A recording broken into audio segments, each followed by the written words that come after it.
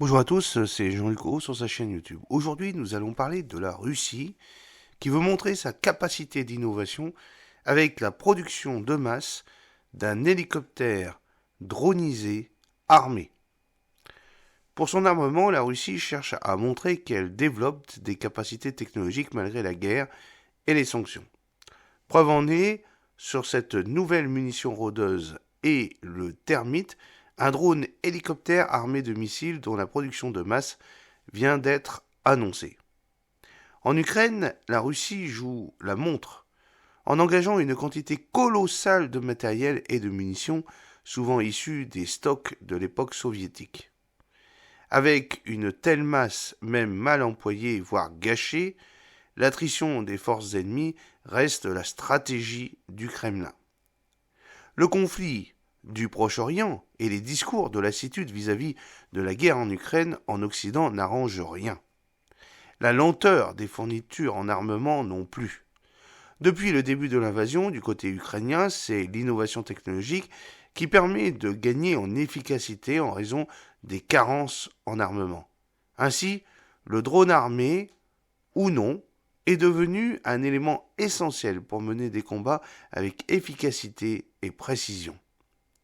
Malgré l'arrivée de chars, de blindés et de missiles performants, quoique datés, l'usure se ressent. L'armement moderne manque, alors que les Russes, grâce à l'aide d'alliés comme l'Iran et la Corée du Nord, pour ce qui est des drones ou des munitions, ont eu le temps de s'adapter et misent aussi sur la technologie. Les drones, et notamment les quadrirotors suicides, sont également employés par l'armée russe. Elle vient justement de dévoiler l'Izzendin 53, une munition rôdeuse qui reprend les caractéristiques du drone Lancet et qui se tire à partir d'un tube. L'Izzendin, que j'ai présenté dans une vidéo précédente, se décline également en aile volante suicide avec l'Izzendin 54.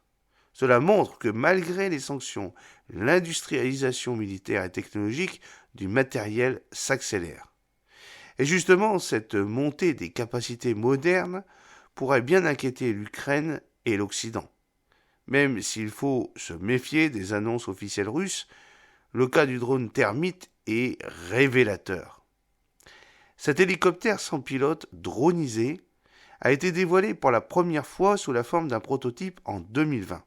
Aujourd'hui, l'agence de presse russe RIA Novosti annonce que la production de masse de ce drone de combat est en cours.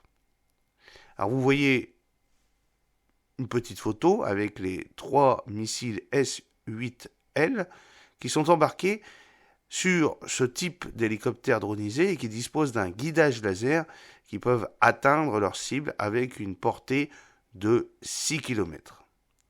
Alors est-ce un coup de bluff de la Russie ou une réalité très inquiétante?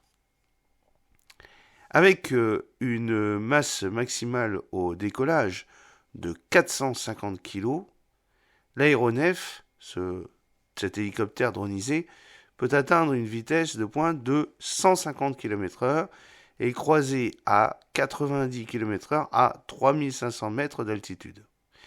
Il dispose d'une autonomie de 6 heures et l'appareil peut transporter 3 missiles à guidage laser semi-actif S-8L de calibre 80 mm.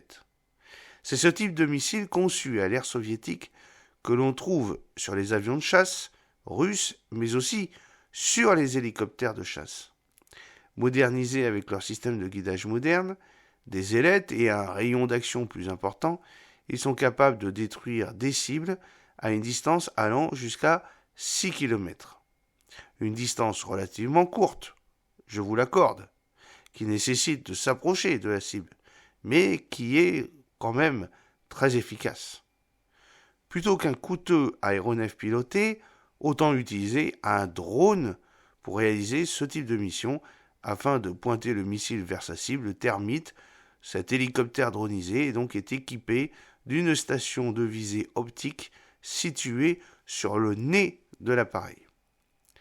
Ces hélicoptères d'attaque sans pilote, dronisés, sont produits par Strela NVP, qui fait partie du groupe d'entreprises d'armement Konstrat.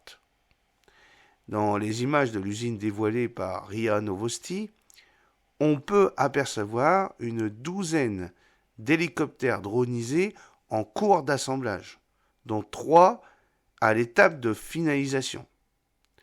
Si la Russie dévoile cette production de masse pour montrer qu'elle conserve des capacités technologiques avancées, reste à savoir si, en raison des sanctions, elle peut réellement produire ces missiles S-8L en quantité suffisante, étant donné l'électronique embarquée.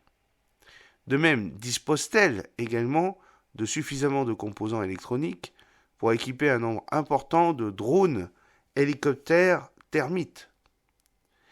Dans tous les cas, ne serait-ce que pour des opérations de communication, on devrait néanmoins retrouver ces drones sur les lignes de front très prochainement en Ukraine, et donc je ne manquerai pas, par les informations ouvertes que je trouve sur Internet, de vous communiquer ces informations lors d'une prochaine vidéo dès que je les aurai trouvées. Voilà, j'espère que cette petite vidéo vous a plu. N'oubliez pas de cliquer sur le pouce pour la promouvoir, de vous abonner si ce n'est pas encore fait et de partager cette vidéo sur vos réseaux sociaux. À très bientôt, fidèlement, Jean-Luc O.